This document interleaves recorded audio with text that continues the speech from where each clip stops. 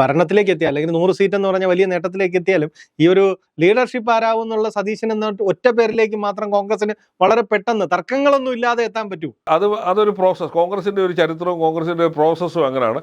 അവരുടെ ഹൈക്കമാൻഡാണ് ആര് ആവണം. ഹൈക്കമാൻഡ് പല താല്പര്യങ്ങൾ വെച്ചിട്ടാണ് ഹൈക്കമാൻഡിൻ്റെ പിടിയിൽ നിൽക്കുന്ന ആളാണോ പാർട്ടിയെ യോജിപ്പിച്ച് കൊണ്ടുപോകാൻ പറ്റുമോ, ഇതൊക്കെ നോക്കിയിട്ടാണ് അവർ സാധാരണ. ഇപ്പം തന്നെ ഉദാഹരണത്തിന് കേരളത്തിൻ്റെ അയൽ സംസ്ഥാനമായ കർണാടകയിൽ ഇതേപോലെ തന്നെ DK ശിവകുമാറിൻ്റെ അവകാശവാദം കൊണ്ട് വന്നിട്ടും അത് ഹൈക്കമാൻഡ് അംഗീകരിച്ചില്ല. പാർട്ടിയിലെ സീനിയറും എല്ലാവരെയും ഒരുമിച്ച് കൊണ്ടുപോവുകയും ഭരണചാതുര്യമുള്ള ഒരാളെന്നുള്ള നിലയിലാണ് സിദ്ധരാമയ്യയ്ക്ക് അവർ ഒരു രണ്ടാമത്തെ ടേം കൂടെ കൊടുത്തിരിക്കുന്നത്. അപ്പോൾ ഈ 7-ാം തീയതി ആകുമ്പോഴത്തേക്ക് കർണാടകത്തിൽ ഏറ്റവും കൂടുതൽ കാലം മുഖ്യമന്ത്രിയായിട്ടിരുന്ന ആളെന്നുള്ള റെക്കോർഡ് തന്നെ സിദ്ധരാമയ്യയ്ക്ക് കിട്ടും.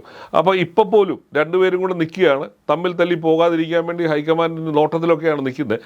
അപ്പോൾ ഇതൊരു കോൺഗ്രസ്സുകാർക്കൊരു പാഠമാണ്. തല്ലി അടിച്ചു പോയാൽ നിങ്ങൾ ഇനിയും വീണ്ടും പെർമനൻ്റായിട്ട് പുറത്തു പോകും. കാരണം BJPയുടെ വളർച്ച കേരളത്തിലും സൂചനകളുള്ളതാണ്. ഏത് സമയത്ത് അവരും കടന്നു വരാവുന്ന സിറ്റുവേഷൻ ഉണ്ട്. പ്രത്യേകിച്ച് CPM ക്ഷയിക്കുന്ന ഒരവസ്ഥയാണെന്നുള്ള ഫീല് കോൺഗ്രസ്സിന് ബാധിച്ചിട്ടുണ്ട്.